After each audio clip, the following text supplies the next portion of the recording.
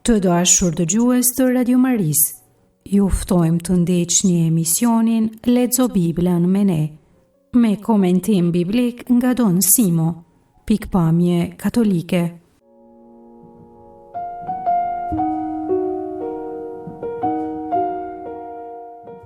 Sot fillojmë leximin e librit të 2 të Mbretërve. Lexojmë pjesë prej librit të 2 të Mbretërve kapitullit 1 deri në 8. Leximin e tekstit e bën Rusha Gjergjaj nga Melbourne në Australi, kurse katekezën do ta ofroj Mariana Gjoka nga Lezhë.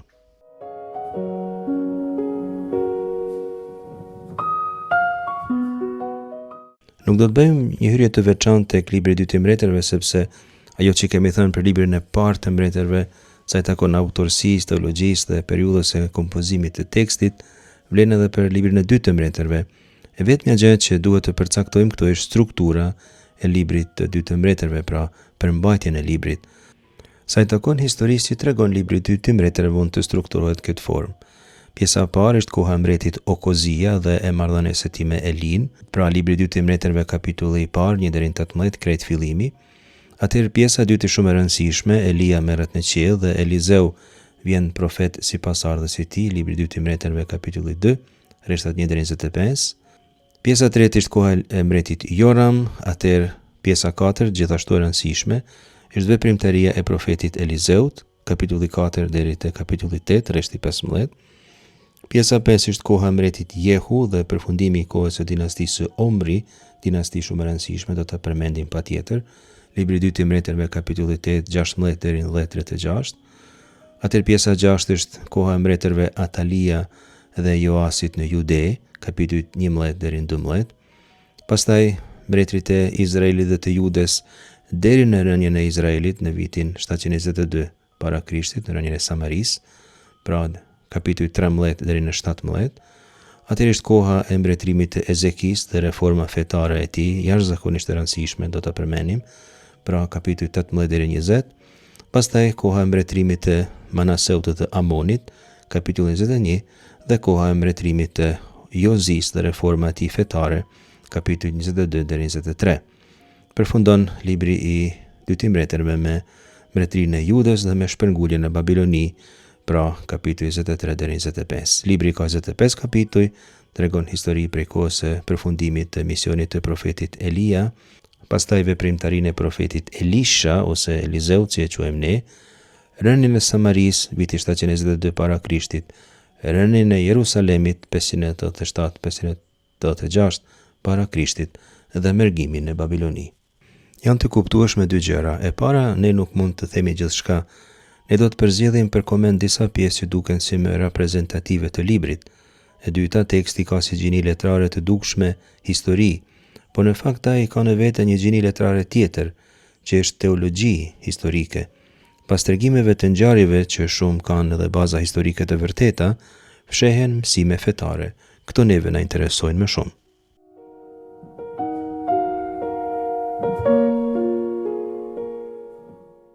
Banorët e qytetit i thanë Elizeut: "Ja, është bukur të banorët në qytet, siç po e sheh vetë zotëri. Por se mirisht, ujtë janë shumë të keq dhe toka e papallshme."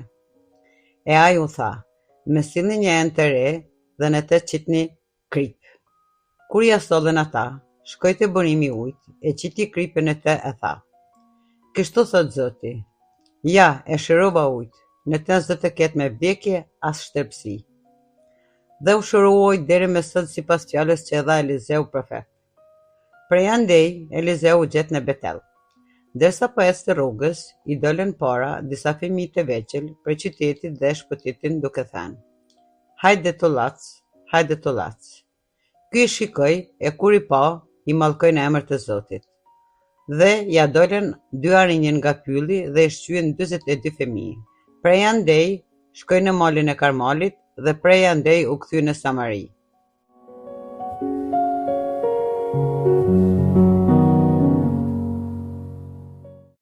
Pjesa që sapo kemi lexuar merret prej librit të 2 të Mbretërve kapitulli i 2, rrethtat 19-25 dhe e gjejmë tek libri i 2 të Mbretërve menjëherë pas ngjarjes kryesore të kapitullit 2, ngritjes së Eliahu në qiell me një karrocë zjarri, sikur se lexojmë tek rrethtat 1-18. Me atë rast, Eliahu ja përcjell pasardhësit e tij, Elisha, Elizeut, mantelin e vet dhe me të shpirtin profetik. Nuk do të lexojmë librin e 2 të mbretërve, kapitullin e 2, rreshtat 1 deri në 8, tek lexo Biblën me ne, por ju këshilloj që ta bëni ju. Largimi mrekullueshëm i profetit Elia në qiell përmendet edhe te Beslidhja e re. Është një epizod shumë i rëndësishëm pra i Beslidhjes së vjetër. Për shembull tek tregimi i shtrimit të Jezusit, Mateu 17, 1 deri në 8 dhe paralele sinoptike, Marku 9, 2 deri në 8, Luka 9, 28, 36, me të shfaqen me Jezusin, pra Mojsiu dhe Elia, duke biseduar me të. Koncepti bazi i Beslidhjes vjetër është se Elia është akoma gjallë, prandaj është shfaqur me Jezusin. Me njëherë pas këtij tregimi gjejmë komentin te Mateu 17, 13 dhe te paraleli i Markut 9, 11 deri në 13, sipas të cilit Elia ka ardhur tashmë.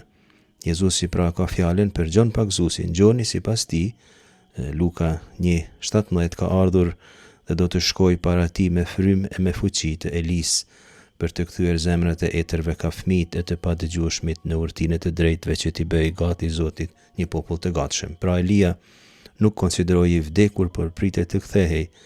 Te Ungjilli sipas Gjonit, kapitulli 1, rreshti 20b, pjesa 2, rreshti 20 dhe rreshti 21, Gjon Pagzuesin e pyesin, unë nuk jam Mesia, thot ai, e kush pra, kush je ti? E pyetën ata, mos je Elia? Nuk jam, u përgjigj. A je profeti? Jo, u ktheu. Ungjilli i Gjonit e paraqet profet me shpirtin e Elis, Gjon Pagzuesin, luan rolin profetik ngjashëm me Elin, por Gjoni vetë refuzon të identifikohet me të ose me misionin e Elis, edhe nuk ka se si sepse ai do ta përgatiste rrugën Jezusit në një formë të menjëhershme, edhe Elia përgatit, por sipas një hermenotike tjetër biblike. Të kthejmë tani te libri i 2 të mbretërve, kapitulli i 2. Qëllimi i kapitullit është të konfirmohet autoriteti i Elizeut si profet. Kjo bëhet përmes dy skenave, e para përmes pastrimit të ujit në Jerihon, rreshtat 19-22, sile me mallkimin e fëmijëve në Bet-El, rreshtat 23-25. Janë dy skena shumë të thjeshta, përbëjnë shërbesat e para që bën ai si profet. Por ka dallim midis Elis dhe Elizeut. Nga ana teologjike kemi parë, Eliahu ka qenë profeti i gjykimit të Zotit, i xhelozisë së Zotit ndaj adhurimit të izraelianëve ndaj zotave tjerë. Si personazh ka qenë i vetmuar, i izoluar, person me gjendje shpirtërore të luhatshme. Elizeu është ndryshe, është profet që bën mrekulli dhe kujdeset për jetën shoqërore. Kujdeset që populli i Zotit të ketë ujë, ushqim, shërim, kujdeset që populli të përparojë. Tregon rreshti 19 që lexuam se burrat e Jerihonit u ankuan se kishin ujin e keq. Ata janë të kënaqur me Moshav Hair Tov, pra me pozicionin e qytetit, mirë po, sikurse po sheh zotria im, i thon profetit, uji është i keq, Hamaim, Raim. Dhe për këtë arsye toka nuk është pjellore. Qyteti i Jerihonit ka një menjë pozitë gjeografike të mirë, ndodhet në rrafshinën e Jordanit, është në udhkryq midis Jerusalemit dhe Veriut. Ka afër detin e vdekur, vendin ku derdhet Jordani, është vend i favorshëm si për tregti si për agrikulturë. Mirëtvesh është vend mjaft shkretinor, por në ato kushte është më i favorshëm se do vende tjera. Për këtë arsye është edhe një ndër qytetet më të vjetra në botë të banuara vazhdimisht. Sipas arkeologëve, vendbanimet më të hershme në Jerihon datojnë rreth viteve 9.000-9.500 para Krishtit, dikun pra 11.000 vjet prej sodit. Rreth viteve 8.000 para Krishtit, banorët kanë ndërtuar një mur guri dhe një kull rreth 8 metra nën të lartë. Kjo konsiderohet si një ndër strukturat më të hershme të njohura në botë. Qyteti i Jerihonit konsiderohet një nga djepet e qytetërimit urban. Njësoj edhe qyteti i Amman, sikurse kemi thënë një herë, në Jordaninë e sotshme, edhe me qira fjalë nuk janë tepër larg njëri prej tjetrit. Por Jerihoni kishte një problem në kohën e Elizeut. Uji ishte Raim, i keq, që nënkupton se ndoshta ishte i kripur, i ndotur për diçkaje. Nuk mund të përdorej për ujitje. Unë e ceka shkurtimisht, afër krejt është deti i vdekur, është liçe deti i vdekur edhe pse quhet det, me sasi të kripës më të madhe në botë, ndodhet 430 metra në nivelin e detit dhe ka përqindje të krips 10 herë më shumë se oqeanet për shembull. Është det i mbyllur dhe prej të nxehtit uji avullon, kurse mineralet mesin. Jordani ka një prurje të madhe mineralesh sepse mblidhen prej tokës shkretinore, prej nga kalon uji, sjell natrium, magnez, kalium, kalcium, brom e tjera. Kjo është ndoshta arsyeja pse toka është me shakalet, beronj, sikurse nëna pa fëmijë. Sikurse nëna pa fëmijë, ashtu është toka pa ujë. Eliseu merr do krip në një enë të re të papërdorur. Kjo tregon pastërti rituale, diçka e re e papërdorur. Për shembull, e gjen tek libri Numrave 19:2, Zoti kërkon një mështjerë të kuqe të re, ose tek libri pari Samuelit 6:7 përmendet një qerre e re, kurse kripa tek Levitiku 1:13 simbolizon shenjtrinë e beslidhjes, njësoj edhe te libri Numrave 18:19. Veprimtaria e profetit pra ka lidhje me shenjtrinë e ujit ose të tokës, me kthimin e kultit të gjallë në vend. E vlerësoni me siguri aspektin e përdorimit të simboleve në veprimtarinë e profetit. Kur e holli kripen te burimi i ujit, uji u shërua, kështu thot përmendet fjala burim, moca hamaim, për të theksuar simbolikisht se shërimi duhet bëhet në burim. Shenjtria duhet të prek në burim, jo në rrjell. Në rrjell është humbje kohe, të ndërhyhet në pasoja nëse nuk korrigjohet shkaku. Kështu Zoti e shpall ujin të shëruar, a thua se ka qenë i smur, unë e shërova këtë ujë, përdoret folja Rafa, që pikërisht domethënë shëroj. Zoti është mjeku këtu, kurse profeti është ai që bën aktual në botë shërimin e Zotit. Përfundimi i këtij rreshti, të rreshti 21, është emblematik. Zoti premton se as vdekja as shtërpsi nuk do të ketë më në atë burim. Pjelluria, përparimi e ardhmja janë të gjitha bekimi i Zotit. Gjithçka smuret nëse Zoti nuk e shëron. Kështu ngjau sipas fjalës së Eliseut. Profeti kështu hyri në skenë me forcë në mënyrë të suksesshme, por edhe të rëndësishme për popullatën e Jerihonit. Me ndërhyrjet e tij Zoti shëroi ujin, por simbolikisht me ndërhyrjet e tij shenjtria ktheu edhe një herë në Jerihon. Rreth 23 fillon një skenar tjetër, krejt të ndryshëm prej të parit. Prej andej Eliseu u ngjit në Betel, ndërsa po ecte rrugës i dolën para disa fëmijë të vegjël prej qytetit dhe e shpotitnin duke i thënë: "Hajde tullac, hajde tullac." Tingëllon ky rresht si të ishte edhe humoristik, por po e shohim, nuk është as pak, sepse Betel është vendi ku Jeroboami kishte ndërtuar viçin e artë. Eliseu po shkonte në qytetin ku buronte apostazia në Izrael. E tallen do fëmijë të vegjël, vajit kalsu bo e përqeshen, por folja kalas vjen prej ka vjen jit kalsu në hitpael për ata që kanë studiuar hebraisht, zakonisht tregon refuzimin publik të profetit.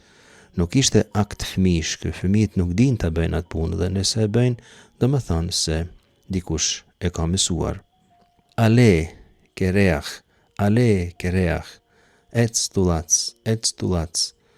Dikush thot se kjo ale, që fjalë për fjalë përkthehet ngjitu, është sfidë, është poshtrim, nëpërmes të cilit ai nuk pranoi, por për profet si Elia për shembull, i cili u ngjit në qiell, është sikur se ti thonin Elia po, por ti jo, ti je kereach, je tullac. Gjithashtu dhe kjo është një poshtrim. Në botën biblike flokt janë shenjë e forcës, për shembull Samsoni, ose e bukurisë, për shembull Absalomi. Një tullac kereach mund të konsiderohej si i pavlerë. Eliahu kishte mantel të famshëm dhe flok, Elisha është tullac. Tregon rreshti 24 se Eliseu i shikoi dhe kur i pa i mallkoi në emër të Zotit, dhe ja dolen 2 arin nga pylli dhe i shqyen 42 fëmijë. Gjejmë këtu formulimin i mallkoi në emrin e Zotit. Ata nuk e pranuan Zotin, jo profetin.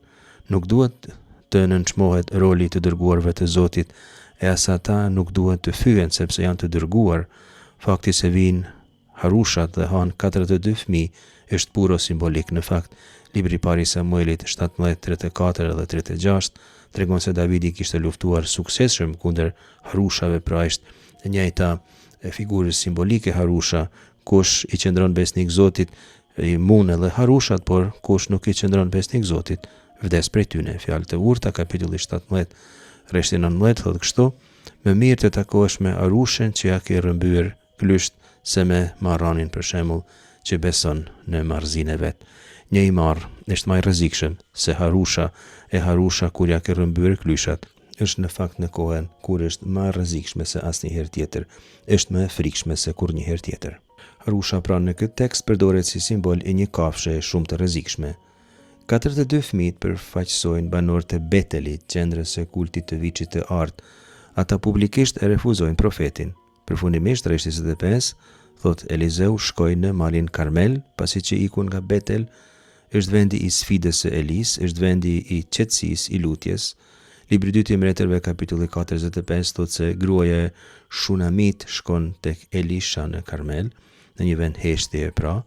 Prej atje shkoi në Samari prap. Autori e vendos Elizeu në gjurmë të Elis, por në të njëjtën kohë tregon dallimin midis të dyve. Ky ishte më aktiv, më i zhytur në shoqëri dhe kishte tendenca të kryerjes së mrekullive. Elia kemi parë ishte më i mbyllur, më në vetmi, më i friksuar. Kjo tregon se çdo njeri është i ndryshëm prej tjetrit, secili e ka personalitetin e vet, ndryshe prej tjetrit. Si përmbledhje themi së pari se profeti edhe bekon edhe mallkon, ai nuk aprovon gjithçka, por aprovon atë që duhet aprovuar.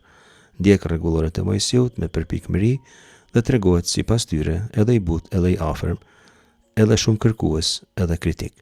Së dyti qëllimi që ka profeti është të arrijë bekimin e popullit, që populli ta pranojë Zotin. Ky është kuptimi i shërimit të ujit. Populli shërohet kur përtrin kultin hyjnor dhe e pranon Zotin.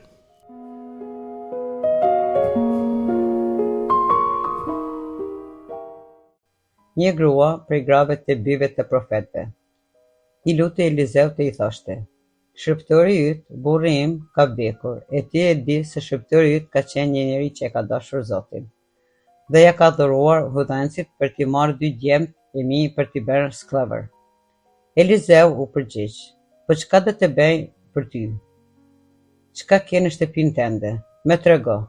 Ai u përgjigj: "Shërptoria jote s'ka asgjë tjetër në shtëpinë e vet përveç një poçi të vogël me vaj." Ai i tha: "Shko e merr hua për të afërmit e tu, enë të zbrasta sa më shumë që mundesh. Hyr në shtëpi dhe mbyllë derën pas vetes. Kur të jesh brenda, ti dhe fëmijët e tu, diko prej ti në tu. Secilën enë që ta mbushësh, nxirën e një anë." Shkoi pra gruaja e mbylli derën pas vetes e pas fëmijët e vet. Ata i sillin enet, ajo i mbushte. Kur i mbushi enet, i tha djalit e vet: "Ma sjell edhe një enë." Ai u përgjigj: "S'ka me, vaj u ndal." Gruaja erdhi i tregoi njeriu të hyjet, e ai i tha: "Shko e shite vajin e ktheja detyrën hodhanësit tënd, kurse ti e djemtë tu jetën me vajin që do t'ju të proj."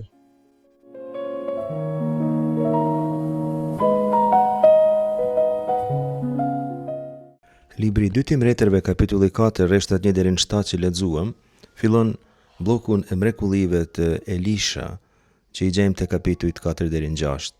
Tregon skenën e shumimit të vojit të gruas vej. Te kapitulli 4 gjejmë 4 mrekulli në fakt. Pra këtë të vojit, atëherë rilindjen e djalit të gruas Shunamite, rreshtat 8 deri në 37, shërimin e ushqimit, sikurse të ujit tek pjesa që pa më sipër, rreshtat 38-41, dhe shumimin e bukëve, rreshtat 42 deri në 44.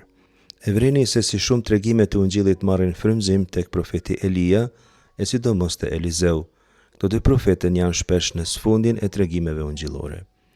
Thot rreshti i parë se një grua prej grave të bijve të profetëve i lutej Elizeut e i thoshte: "Shërptori yt, burri im, ka vdekur, e ti e di se shërptori yt ka qenë njeri që e ka dashur Zotin, dhe ja, ka ardhur huadhënësi për të mi marrë 2 djemt e për t'i bërë sklever." Një grua pra, Caaka el Elisha, bërtitin e drejtim të Elizeut. Folja Caak, dhe më thanë me bërtit, por edhe me shpreh breng eksistenciale, përdoret kjo folje për të treguar britmen e izraelitëve në Egjipt, për shembull te libri i Daljes, kapitulli 2 rreshti 23. Ndoshta teksti sugjeron se gruaja po ndodhet në një situatë skllavërie.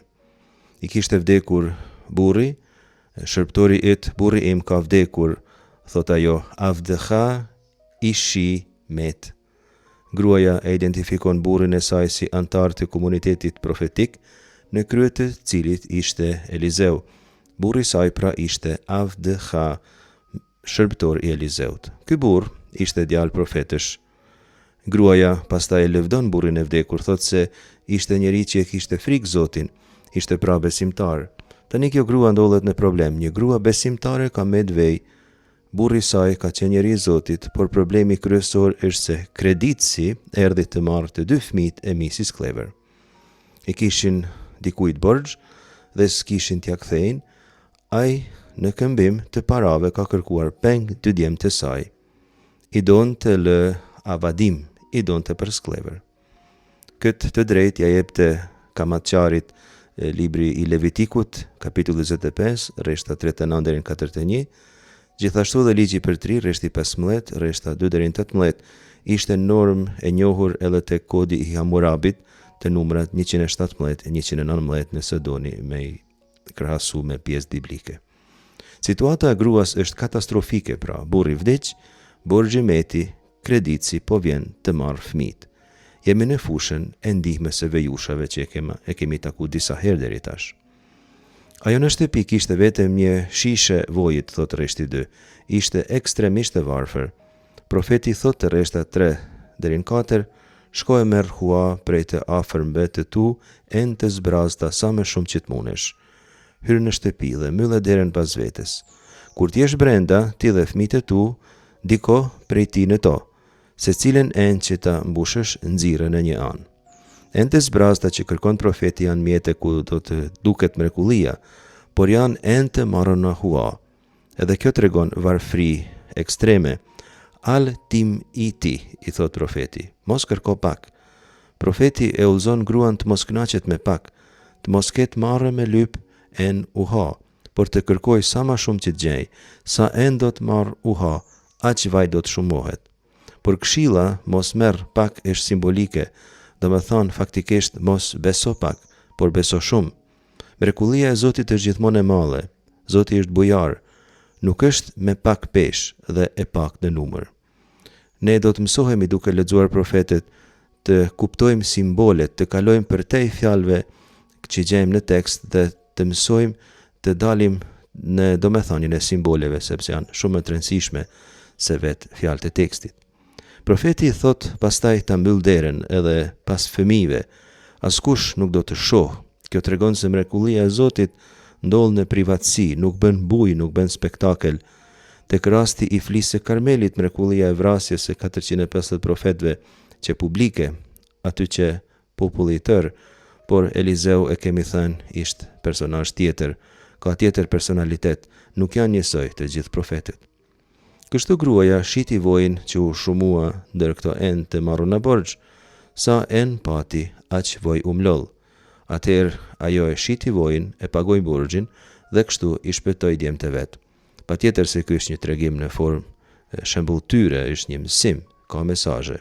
Ti përmendim mesazhet kryesore të këtij tregimit, mund të nxjerrim edhe 10 më tepër, por më kryesoret është i pari se profeti kujdeset me gjitha për më të fundit të shoqërisë, për më të dobtit, për më nevojtarët.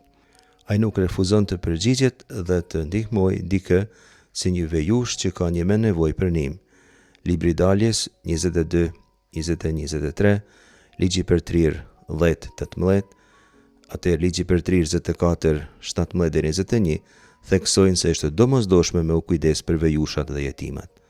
Këtë do ta theksojnë me forcë, do ta shohim Amosi, Mikea, Isaia, e tjerë edhe profet tjerë, do të thonë se është gjë shenjtë të ndihmohet nevojtarit. Së dyti, mrekullia varet një fije prej fesë së njeriut. Pati voj sa pati en. Zoti është shumë bujar, e mbani mend mësimin e Jezusit mbi fen. Tek Mateu 17:20, Jezusi thot për një mend po ju them, në paçit fe edhe vetëm sa një kokër sinapi e i thoni këtij mali dil këndej e shko atje, do të kaloj dhe asgjë s'do t'ju jetë e pamundshme. Së treti, Zoti nuk i bën reklam veprës së tij, nuk bën publicitet. Ai nuk kërkon lëvdata, nuk kërkon duar trokitje. Zoti nuk naqet me këto kotësitë e botës, nuk i kërkon dhe i refuzon, por ai kërkon njerëzit dhe u përgjigjet nevojave reale e konkrete të tyre. Kështu i ka mësuar Jezusi apostujt: ti kur të lutesh, hyr në dhomën tënde, mbylle pas vetes derën e lutju atit tënd që është në fshehtësi, e atit që sheh në fshehtësi do të shpërblej.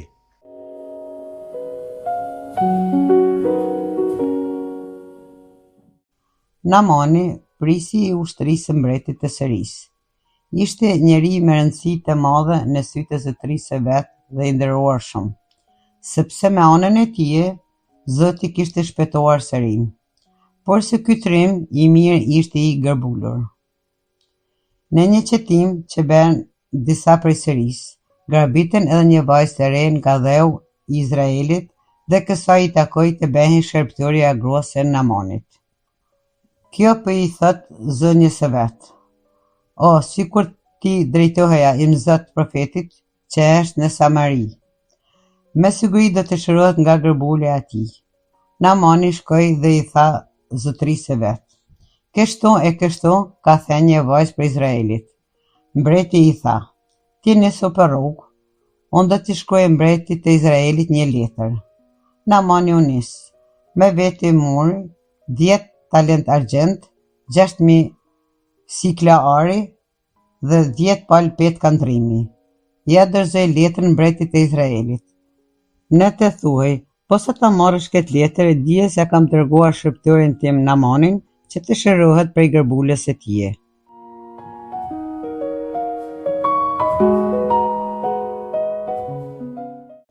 Historia e Naamanit sirian që lexojmë te libri i 2 i Mbretërve, kapitulli 5, 1-6, është e famshme, e përmend edhe Jezusi në Ungjil. Tek Ungjilli Luks, kapitulli 4, rresht 27, lexojmë kështu: "Në kohën e Elizeut, profet, kishte shumë të gërbulur në Izrael dhe asnjë prej tyre nuk u pastrua, përveç Naamanit sirian."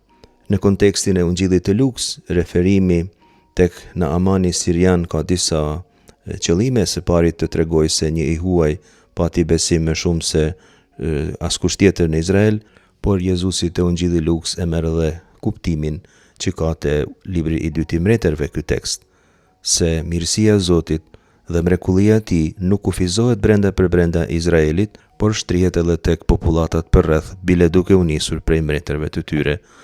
Pra, nga ana e skenarit, kjo histori është intriguese, neve më shumë se historia, si gjithmonë, na intereson mësimi, sidomos teologjia që gjejmë në sfond të teksteve.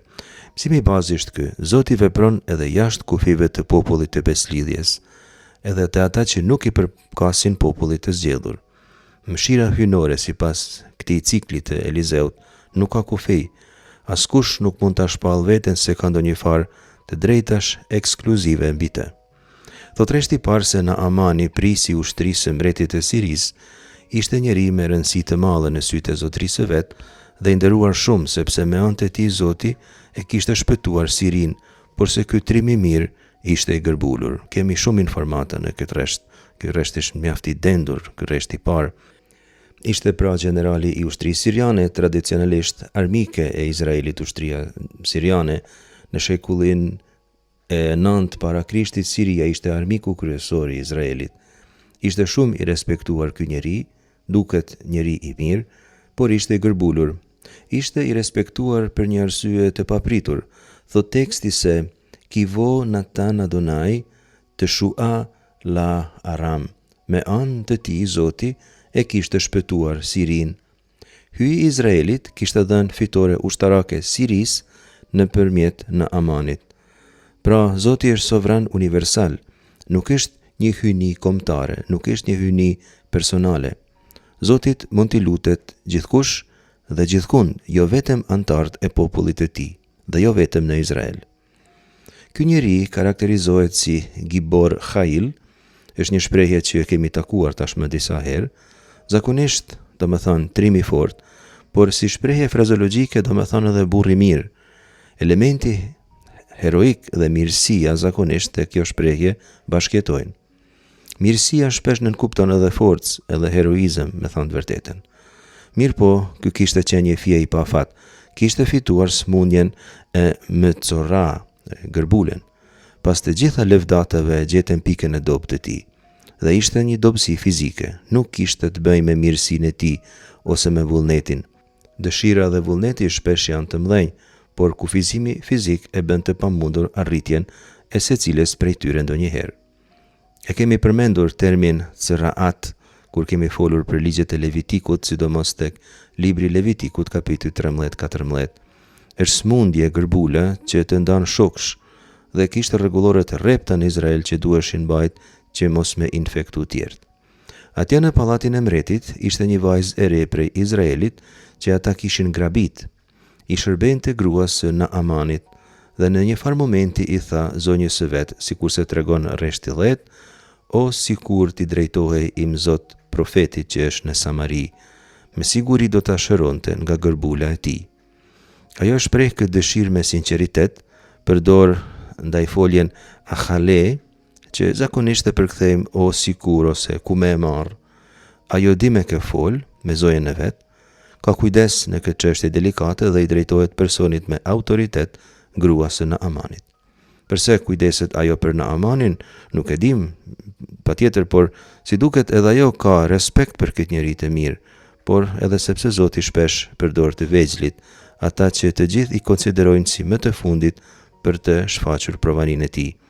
Edhe kjo vajzë me siguri ishte një vajzë e mirë, një vajzë e kujdesshme. Mund të flasim për atë si personalitet, por është më e vlefshme të flasim për Zotin, që përdor më të fundit për të arritur qëllimet e veta shpëtimbruese. Kjo vajzë e re, një vajzë e vogël, flet për një navi, për një profet që ndodhet në Shomron, në Samari. Nuk duket se e njihte personalisht, por dinte për një profet të njohur, për atë që është në Samari. Ishte Elizeu, sikur se e dim. Ajo ishte bindur plot me fe. Ajo i thot zonjës së vet, az je esof oto mi carato. Sa të shkoj, ai do ta shëroj prej gërbulës së tij, do ta hiqte smundjen e tij. Besimi i vajzës ka disa karakteristika teologjike të rëndësishme. E para është se është besimi thjesht dhe i drejt për drejt, nuk shfaq postulate teologjike, ajo nuk dinte teologji. Është një fe spontane dhe e thjesht, krejt e vërtet. E dyta vjen nga njeriu më i fundit i shtëpisë, një vajzë e vogël skllave e huaj. E treta ka objektiv të qartë, t'i ndihmoj zotërisë së vet. Kur gruaja i tregoi Naamanit sipas rreshti 5, mreti i tha, ti nisu për rrugë, unë do t'i shkruaj mretit të Izraelit një letër. Naamani u nis, me vete mori 10 talenta argjend, 6.000 sikla ari dhe 10 pal petkan rrimi. Naamani i mori leje mretit dhe ky i dha leje, e bashkë me lejen i dha një letër rekomandimi. Ai mori me vete 10 talenta argjend për peshqesh, 6.000 sikla arit, gjithashtu, edhe 10 pal petkan rrimi, sepse për arsye të smundjes ai për ditë detyrohej t'i ndronte teshat e veta. Kur erdhi letra e mreti i Izraelit, njëherë mreti u hidhrua, e mori kërkesën e mretit të Siris si një provokim, por Elizeu dëgjoi për ngjarjen dhe e shëroi, duke e bërë të lahet në lumin Jordan. Pse mreti i Izraelit e mori si provokim? Sepse në Izrael ishte e njohur çështja e gërbulës. Gërbula nuk kishte shërim. Mirë po Elizeu di diçka që mreti nuk di. Kur Elizeu i tha Naamanit të fute në Jordan për t'u larë, edhe ky e mori si një vurje në lojë, por pastaj u la dhe u shërua. E manimen Elizeu e kishte shëruar ujin me kryp, dora e Zotit e shëroi edhe Naamanin, se jo as Elizeu e sidomos jo lumi Jordan. E kemi thënë, është mësim teologjik ky tekst me shumë se kronik mretrore. Së pari fjala e shpëtimit vjen nga personi më i vogël, nga kjo vajzë e grabitun.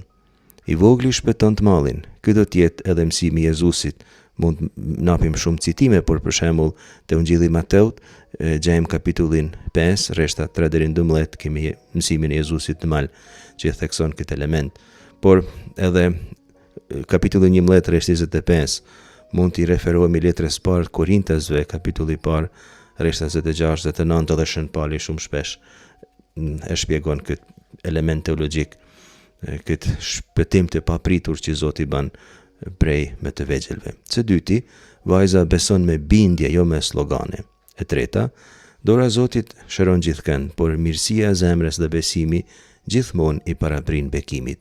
Një mend se bekimin e Zotit nuk mund ta meritojmë, por paradoksalisht një fije edhe duhet ta meritojmë. Mund ta meritojmë të paktën me mirësinë e zemrës, të cilën nëse do, gjithkush mund ta ketë. Bile, kisha thënë, gjithkush duhet ta ketë, sepse është shumë më mirë edhe më lehtë të jesh i mirë se të jesh i keq.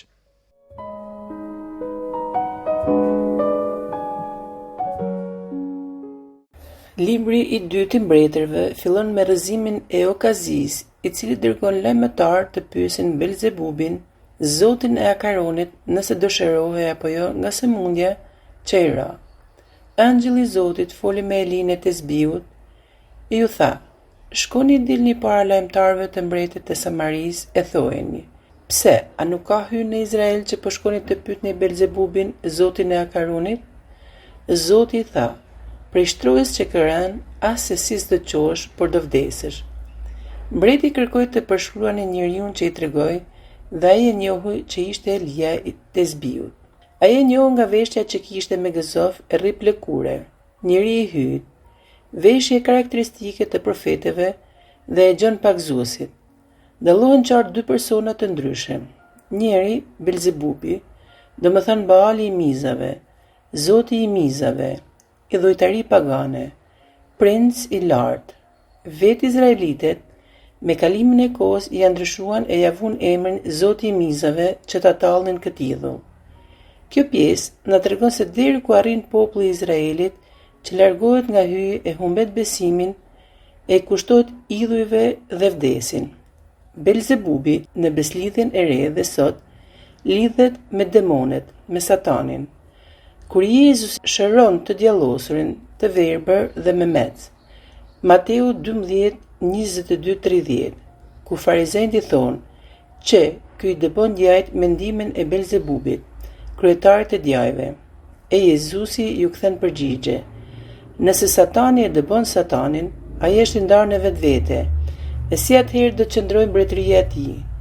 E vazhdon: "Nëse unë i dëboj djajt mendimin e shpirtit të hyt, do të thotë se arriti në ju mbretëria e hyt. Prandaj unë po ju them, çdo faj blasfemi do t'ju falet njerëzve, kurse blasfemia kundër shpirtit të shenjtë nuk do të falet as në këtë botë, as në botën e ardhshme." Nga ana tjetër, shohim që mbreti e njohu Elin, njeriu e hyt, dhe kërkon që ta vrasë, dërgon njerëz disa herë, por Zoti ishte me Elin dhe e mbron, e i heq edhe frikën. Elia, profet, ishte njeri i zgjedhur nga Zoti, dhe si për të gjithë profetët që Zoti i drejton, ata bëjnë mrekulli në popull, janë të drejtë, drejtojnë popullin drejt hyjit sipas marrëdhënieve të dhëna nga Zoti, paralajmërojnë se çfarë do të ndodhë, i qortojnë njerëzit kur gabojnë dhe shpallin ungjillin dhe i ftojnë njerëzit për kthim. Thonë gjithmonë të vërtetën dhe janë në shënjestër të atyre njerëzve që nuk besojnë, dhe jeta atyre është gjithmonë në luftë me të keqin. Profetët kanë një shenjë të veçantë, dallimin mes dy shpirtrave, ai së keqes dhe ai i Zotit. Gjendje ku shihet se profetët ballafaqohen me njëri tjetrin. Shohim se Okazia vdes, sipas fjalëve të Zotit të thënë Elis, dhe mbret u bë Joramani, po kështu edhe Elia ishte në momentet e fundit të jetës së tij, dhe sipas ardhës u zgjodh Elizeu. Dy mbretërit në vazhdim tregon për Elin që ngjitet në qiell me anë të një vorbulle. Elia i thot Elizeut, para se të vdes, të kërkoj çfarë të doj para se të shkonte në qiell. Kështu Elizeu i kërkon dy pjesë të shpirtit të tij. Diçka e vështirë për të realizuar, por i thot, nëse do të më shohësh, kur të marrën prej teje, do të fitosh atë që kërkove, por nëse nuk do të më shohësh, nuk do të fitosh. Kur ato po vazhdonin rrugën, një karrocë e zjarrt dhe kuaj të zjarrt i ndan dhe Elia me anë të vorbës u ngjit në qiell. Me leshnikun e Elis i ra ujit dhe uji u nda në dy pjesë, dhe Elizeu kaloi. E bitë e profetëve thanë se shpirti i Elis pushoi mbi Elizeun. Në këtë pjesë shohim se Elizeu kërkon diçka pothuajse të pamundur, pasi shpirti profetik nuk pasohet, po vjen nga hyji. Dhe nëse Zoti zgjedh profetët dhe trashëgimtarët e profetëve, bitë e profetëve në brezni vazhdojnë të jenë profet, por nëse jo, ky hir mbetet tek ai që zgjedh. Por nëse i kërkon Zotit me përvojtëri, nuk ka asgjë të pamundur për Zotin. Ashtu siç kalohet deti i kuq, ku Zoti i thot Mojsiut, çoje shkopin tënd dhe shtrije përmbi detin, ndaje kështu që bitë e Izraelit ta kalojnë përmidis detit në përtërik. Dalja 14:22, bitë e Izraelit hynë në përtërik, sepse uji ishte bërë pothuajse mur në të djathtë në të majtë të tyre. Ashtu edhe Elizeu e besoi se Elia u ngjit në qiell me anë të vorbullës, ndërsa bitë e profetëve dolën dhe kërkuan gjithanej, por nuk e gjetën. Shohim si edhe bijtë e profetëve janë dyshues e nuk arrin të besojnë në mrekullitë që Zoti ju bën bijve të tij. Vazhdon 2 Mbretërit me mrekullinë e Elizeut, kapitulli 3, flet për luftën e Izraelit dhe judenëve kundër Moabitëve, ku Elizeu ju tregon se çfarë Zoti dëftoi dhe se si ata do të fitonin mbi Moabitët. Shih se gjithmonë kur populli i Izraelit gjendet ngushtë, kërkon Zotin nëpërmjet profetëve dhe se si realizohet me saksi çfarë Zoti flet me profetët. Vazhdon 2 Mbretërit, kapitulli 4, ku Elizeu i parakallzon Sunamitanes se do të lindë një djalë, pasi ajo strehon në shtëpinë e saj. Pasi e merr vesh se ishte njëri i hyjt, shërimi i djalit e Gjezit, shumëzimi i bukëve, shërimi i Naamanit, uria në Samari, Elizeu kumton mbarimin e menjëhershëm të urisë. Në kapitullin 8 flitet për Sunamitën që për 7 vite të urisë u larguar nga vendi i vet, dhe kur u kthye, mbreti dha gjithçka kishte lënë në tokën e vet, pasi morë vesh që Elizeu kishte ngjallur djalin e saj. Vazhdon mbretit me Elizeun, që i tregon të dërguarit të mbretit Hazaeli atë çfarë Zoti dëftoi. Do të jesh një njeri që do të bëhesh mbret dhe do të vrasësh, presësh e shkatrosh gjithçka. Kështu ndodhi. Ai vrau mbretin që e kishte dërguar te Elizeu, nëse dëshirohej apo jo, e gënjeu se dëshiroi e të nesërmen e vrau dhe u bë vetë mbret. Ishin mbretër që shkonin pas idhujve dhe dërgonin popullin në vdekje. Dhe si përherë populli i Izraelit kur e trajton keq kthehet dhe i lutet Zotit. Dhe këtë herë disa kanë lutur dhe nderuar Zotin e vërtet. Mbyllet 2 Mbretërit kapitulli 8 me shkëputjen e Edomit dhe lopnes nga Judea, që edhe sot vazhdojnë të jenë të ndara. Mbretëron Okazia bashkë me Teamën që e bën të keq para Zotit dhe luftuan kundër Hazaelit, mbretit të Sirisë. Nëse lexojmë me vëmendje këto kapituj, bie më njëherë në sy se flitet për njerëz të thjeshtë, mbretër, profet, për Zotin, për njeriu e për gjithçka tjetër që jeton. Zoti e krijoi njeriu dhe i dha atij trup, mendje, mesh, zemër, shpirt.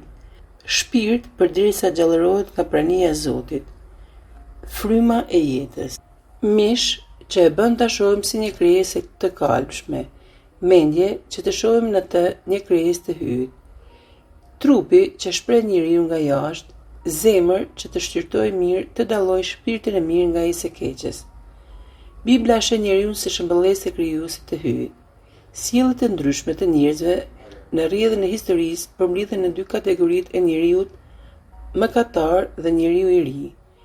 Tipi autentik i njeriut nuk është ai i dalë nga toka, por ai i zbritur nga qielli. Njeri i qiellit.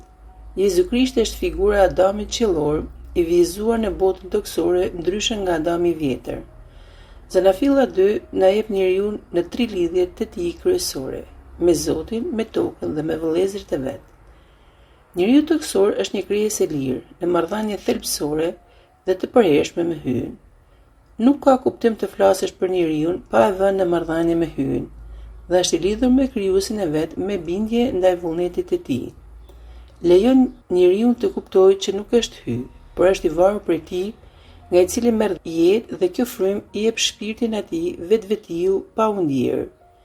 Njeriu kështu është bashkuar me krijuesin në një marrëdhënie jetike dhe parësore që liria e vet duhet të shprehet duke ju bindur. Ky ligj është i shkruar në zemrën e njeriu, është ndërgjegje me cilën hyj gjallë hyn në bashkëbisedim me krijuesin e vet. Dita e 7, ditë pushimit, tregon kufirin e punës njerëzore, sepse vepra e duarve të njeriu duhet të shprehë veprën e krijuesit para gjithësisë. Njeriu në shoqëri është i krijuar mashkull dhe femër, 2 njerëz të ndryshëm. Ky ndryshim thelbësor është burimi i jetës në shoqëri i themeluar jo mbi forcën, por në dashuri. Zoti e shikon këtë marrëdhënie si një ndihmë ndërsjellët mes tyre. Burri, duke njohur gruan të cilën Zoti i ka paraqitur, përjetohet për daljen e guximshëm nga vetvetja që është dashuria. Marrëdhënia shoqërore është ende pa hije, sepse bashkimi me hyjin është plotësi rrezatuese e lumturisë. Prandaj njeriu nuk ka frikë nga hyj, është në paqe me të. Shëtit miqësisht, bashkëbizeton me sinqeritet me shoqen e vet, kafshët dhe gjithë krijimin. Njeriu, sipas shëmbëllesës së Zotit, Zanafilla 1:2-6 vazhdim, thot le ta bëjmë njeriu në shëmbëllesë dhe për ngjasimin ton. Shtohuni e shumoni, mbushini tokën. Pra, njeriu është zotëruesi i tokës, është prania e hyjt në tokë. Jezu Krishti, biri i hyjt, trashëgon cilësinë e urtisë, është pasqyrimi i dritës së përteshme, shëmbëlesë e shkëlqësisë së tij. Vetëm Krishti është shëmbëlesa e hyjt, është biri gjithmonë i bashkuar me Atin. Kush sheh atë, sheh Atin. Gjithçka u krijuar nëpërmjet tij. Krejt gjësia, Krishti dhe njerëzimi. Ai është kryetar, koka e trupit, është kryetar i familjes që është kisha, shoqëria njerëzore e përsosur. Kujtesa për të gjithë është se Adami mëkatar që akuzon gruan gënjet nga gjarpri. Hyje thot se njësia e tij u prish, tregohet te Kaini dhe Abeli, vëllezër armiq. Historia vazhdon me luftra dhe ndarje mes kombeve, mes pjesëtarëve të kombeve, mes të varfërve dhe të pasërve. Për profetët dhe bitë e hyjt do të lajmërojnë pa ndërprerje princin e paqes që do të pajtojnë njerëzit mes tyre. Njeriu bëhet uni i vetes pa kokë, heq Krishtin e ndahet përfundimisht nga parajsa. Jeton pa shpirtin. Në letrën e Romakëve, Pali thekson mëkatet. Atë që bëj unë nuk e kuptoj, sepse unë nuk bëj atë që dua, por bëj atë që urrej.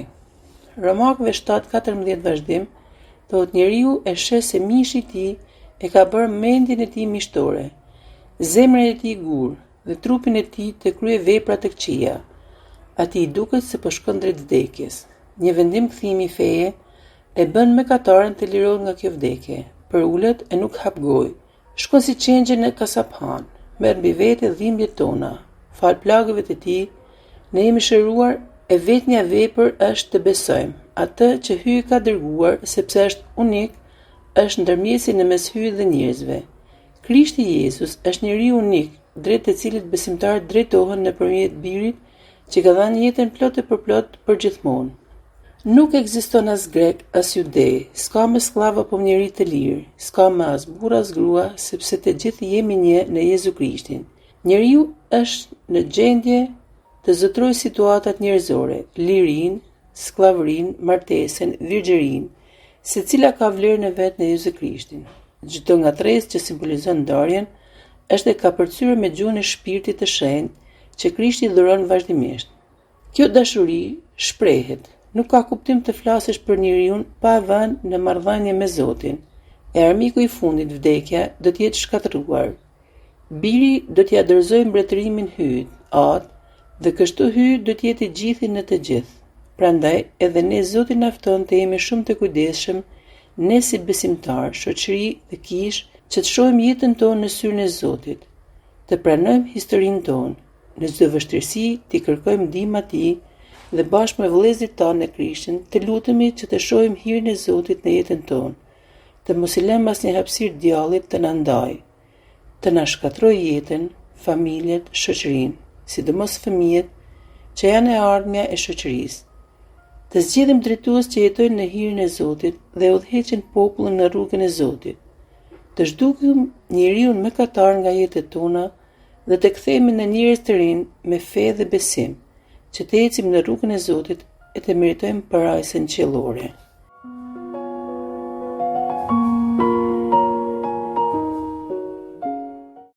Në takimin e ardhshëm do të lexojmë pjesë prej kapitujve 9 deri në 17 të librit të dytë të mbretërve. Nëse doni hapni Biblen dhe lexoni të shtëpia, sepse do të kuptoni më mirë. Ne për sot ju falenderojmë për vëmendjen tuaj shumë të çmueshme. Zoti ju bekoftë të gjithëve.